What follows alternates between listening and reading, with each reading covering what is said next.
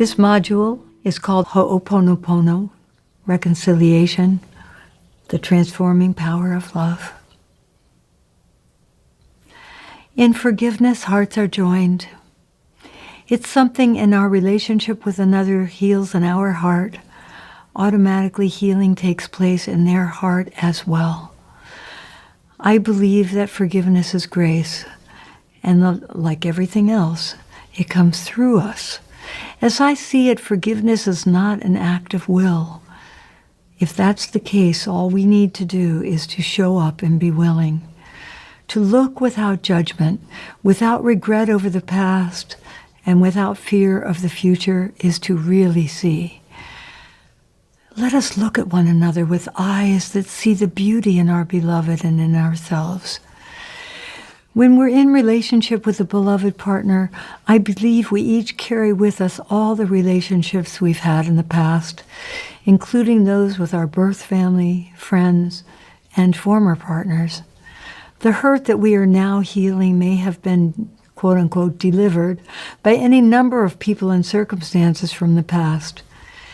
Yes, we act as angels for one another and raise our wings to create sanctuary for one another. Yes, we treat one another and ourselves with deepest respect and gentleness. Yes, we do our best to see the past with goodwill. And the work takes the time it takes. We can present ourselves for healing. We can stay with our feelings as they come up. Allowing ourselves to heal and become our own beloved and a worthy beloved for our partner is an act of exquisite bravery. We are showing up for this. I think we all deserve Olympic medals. What a wonderful thing it is that forgiveness naturally follows healing.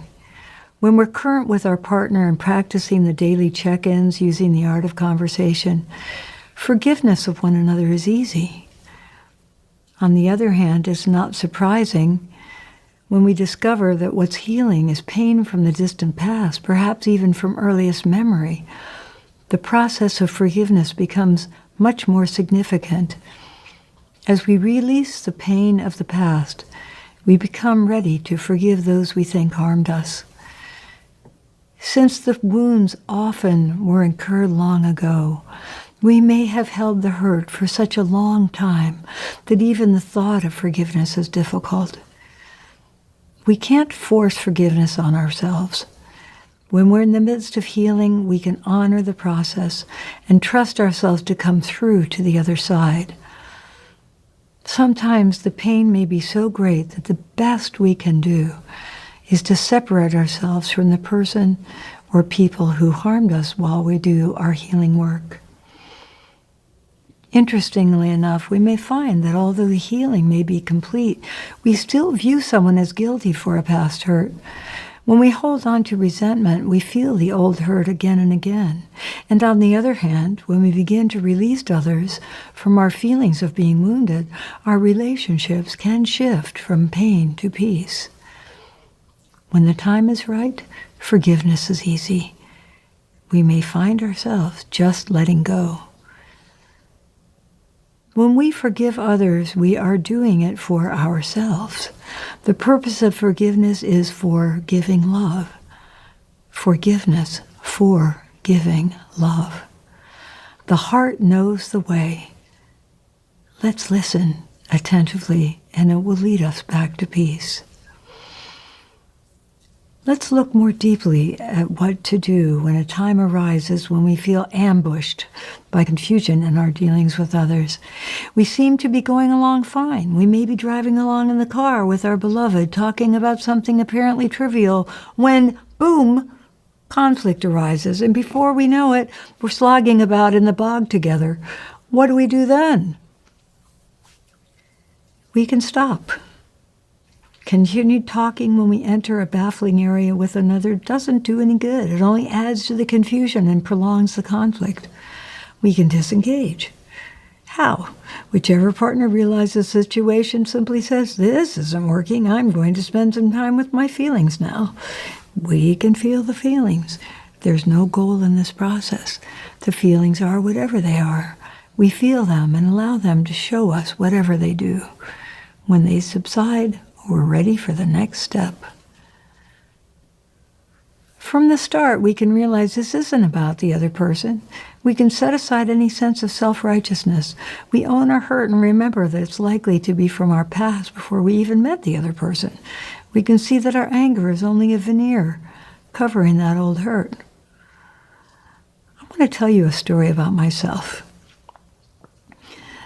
I was always the navigator. My partner was always the driver. Driving down the road, we're living on an island. Mountains are on one side, ocean is on the other. And I say to my partner, we're going to want to turn left at the next street. And she says to me, are you sure? All she asks is, are you sure? And I tell you, I always knew where I was. She never knew where she was. Sweet as she was, she just didn't know where she was. So when she says, are you sure? She means, I don't know where I am. I know I live on an island, but I don't know where are the mountains, where's the ocean. And what I hear is not, are you sure? I think what I hear is, you're stupid. Because it goes way back, right? Way back to the childhood. So the joy of that moment was that I had been practicing, using these practices for long enough that when she said, are you sure? And I heard, you're stupid. I said to her the truth, which is, yes, I am sure we will want to turn left at the next street. And I just laughed. And that is a miracle, if you ask me. It's such a miracle. So let's look at our side of the river. What is our part in this confusing situation? I might have dumped my past hurt on my partner. I could have easily done that. But instead, I saw it for what it was. I recognized where the hurt came from. I knew all about that. And I just laughed at myself. But if we have dumped our past on the other person, and we certainly could do that, it happens, we can make amends to clean up our riverbank. That's what we can do. And then we can check in with ourselves to see if we're ready to re-engage. Then we can check in and see if our partner is ready to re-engage also. If so, we can acknowledge what we've seen about ourselves. If we have acted harshly at all, we can express our sorrow at having tried to dump our hurt on them. Many of us may say, I have hurt you, I am sorry. I will do my best not to hurt you again. What can I do to be helpful to you? Please let me know. We can make a new commitment to keep the focus on ourselves and do our healing work. Let's listen with compassion to what's going on with the other person. Let's never give up. Let's keep the light shining. The future remains shrouded in the mists. We cannot know what will come, and we can hold a bright vision of possibilities. Even if a moment comes where our beloved partner appears close to us, and I say appears because we never really know what is going on with someone else, we can persevere in doing our work. If we heal the hurt in our heart, the ripple effect changes their heart as well. Remember, dropping the pebble in the pond, the ripples go out and out. Whenever we think there is inflexibility in the heart of another, we can use it as an opportunity to look into our own hearts. If there is a block between us and another person, we may very well find rigidity within ourselves. In reality, our heart is the only arena in which we can do anything. We cannot jump over the river of life to another's territory. We have to stay on our side of the river and tend our riverbank. And here is the wonderful practice of Ho'oponopono. The ancient Hawaiian tradition of Ho'oponopono is a practice through which relationships that are blocked or askew can be set right. Some families in old Hawaii met daily or weekly to avert problems before they arose. This healing tradition is easily adapted to our art of conversation, too. Ho'o means action, and pono means right. So ho'oponopono means to make very right. We are each responsible for the harmony in our families. As I am, so is my world. When we heal within ourselves, that is, love and forgive ourselves, Healing automatically takes place in the people and circumstances that surround us. Our family may be just we two or include generations. If there are misunderstandings or disharmony within the family, a ceremony may help us let go of our fixed positions and recognize our unity. The person who has become aware of this disharmony calls the family together and says something like this: "May we see what we need to see today. May our hearts be softened. May misunderstanding be released." They then state the problem, discussion follows, and then silence to allow the inner difficulty to untangle. When someone sees their part in the difficulty, they admit their fault and say what they will try to do differently. Each person forgives and releases the others, letting go of hurt and affirming the renewal of harmony. The gathering closes with a celebratory feast. Sometimes we face difficult times. We may find ourselves and our partner on the opposite sides of a particular issue. Luckily, we have tools. We can bring any issues that arise into our Art of Conversation meeting. As we carry a general attitude of goodness and rightness toward our relationship, the daily ups and downs of life are taken more lightly. Let's look at the present moment. Can we live in this moment, doing what is called for right now? We don't have to look back and wish we or our partner had done yesterday differently. We don't have to look ahead to wonder if each of us will be equal to the tasks of tomorrow. All we have to do is to live the best we can today and trust that our partner is doing the same. More is constantly being revealed to us. Tomorrow and the lessons of tomorrow. 13th century Sufi mystic poet Rumi whispers, "The breeze at dawn has secrets to tell you. Don't go back to sleep. You must ask for what you really want.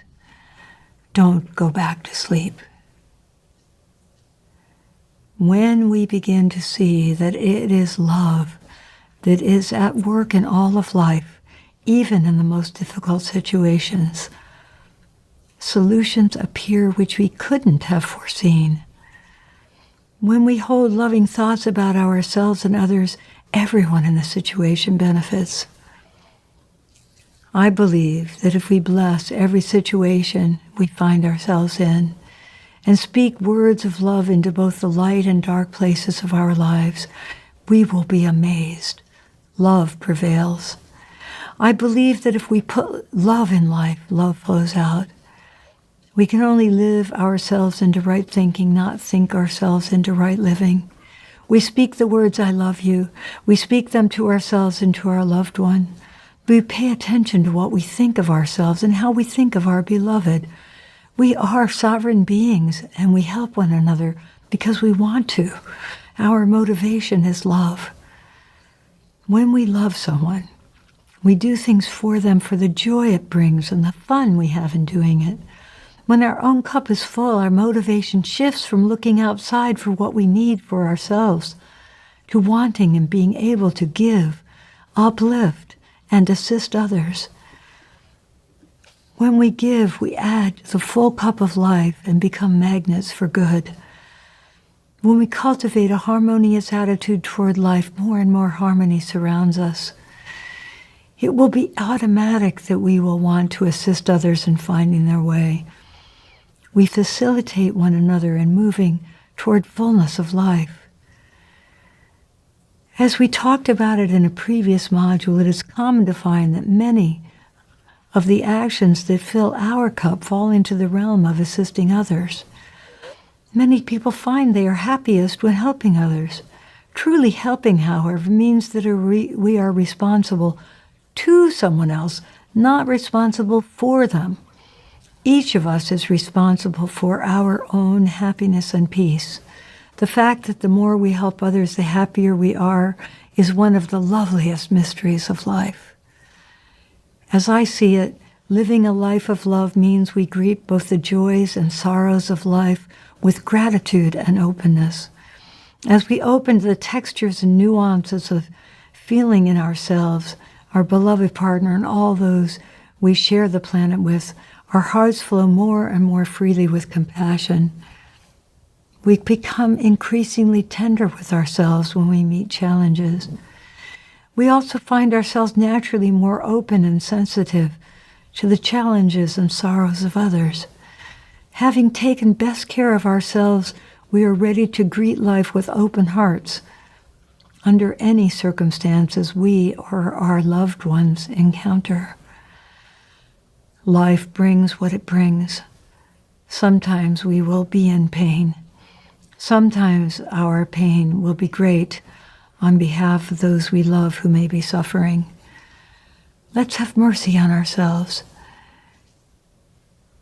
As mercy for ourselves emerges from a life based on the firm bedrock of self-love, it is natural that we will have mercy for everyone. Our hearts are delicate. Let's be the beloved partner we wish for. Is it true that all we have to do to receive what we wish for is to give it? As we practice self-love and loving others, we do find that the more we give, the more we receive. It's simple. Let's try this experiment. When we find ourselves wanting something from someone, love, approval, admiration, attention, even help with the household chores, we can give that very thing to them. Then we can watch what happens. It's inevitable. As we give, so shall we receive. It's a law of the universe, and it gives us joy to see our partner receive our love. Part of the giving and receiving of love in a sacred partnership is in respecting one another's need for solitude, for companionship, and for the space to unfurl our wings and fly. When we look closely, we realize that every person must have sanctuary. We each need a place, physical or psychic, either one works fine, to ourselves, where we can have time alone to ponder the truths of our lives and a place to pursue solitary pleasures. From Old English, a den, D-E-N-N, is a lair or a shelter of a wild animal. To us, the word den suggests that space as a sanctuary for an independent individual. Like a child taking time in a hideout, we may be fortunate enough to have a private space for ourselves. If we live in parts of the British Isles, we may call that place a snug. The idea of a snug spot in which to be alone is comforting to me. Whether we have a room of our own or create a psychic space to explore solitude, we all thrive on times alone. Having such times and savoring them adds to the richness of who we are. When we return to our relationship after these times, we bring a fuller version of ourselves along. As they come to know themselves and one another, a couple will often find that they have different rhythms and needs for closeness and alone time. Navigating those needs is just another part of the adventure of sharing life with another person. We take the time to see ourselves and each other and to make sure we each have what we need. Everyone has their own rhythm with alone time and closeness. It may take some navigation to be sure both parties get what they need. Let's allow our partners and ourselves the space to change. Just as we do for ourselves, let's create a friendly, loving environment in our minds for our partners. What we see outside is colored by our inner landscape. If we don't like what we see outside, let's turn our awareness inward and see what needs our love. For life to flow, we each need to live in a spacious, fluid environment. When we live as experimental beings, we explore, change, move forward. We are not limited. Our parents may have taken it as their sacred responsibility to pass their fears and limits on to us. It's our privilege to examine our beliefs. When we examine with clear eyes and allow ourselves and our partners to stretch and expand, we may well see that we are boundless beings with joy as our birthright. Can we claim it? I believe we are each well on the way to ourselves. All we have to do is open our eyes to the kindness we already show ourselves and our beloved partner. Take a little deeper look and start being sure to fill our cup and the cup of our relationship every day. It's all about the action. All it takes is time and gentleness. Just do the filling every day. Done. How do we speak with our beloved? What do our hearts say? Speaking, listening. These are two sides of the same coin. Being quiet together, something else altogether. What is being said from heart to heart? In the silence at the center of the human experience. I've sometimes thought that the words we speak are just entertainment for the little kids who live inside us. Well, what is really being said is being communicated heart to heart in silence. Our hearts are always saying, I love you, even if we're talking about that new roof. The secret voice of love never stops whispering. Shall we sit in silence for a few moments and treasure what our hearts are saying to one another? Shall we listen to the secret voice of love that abides inviolable in each of our hearts? Relationships are awash with mystery. Two beings joined together. No one knows what will happen. Both will change. This is inevitable. Magic unfolds. Two beings live their own dignity and magic. It doesn't have to be difficult. Life is sweet. Let's claim that sweetness. We can relax and go slowly. All is well. Let's remember that peace of heart and mind are the only goal. Let's make it easy and fun. Now we'll venture into the realm of living abundantly in this world of ours. We will explore our hidden dreams, how to allow them to come to life and be fulfilled.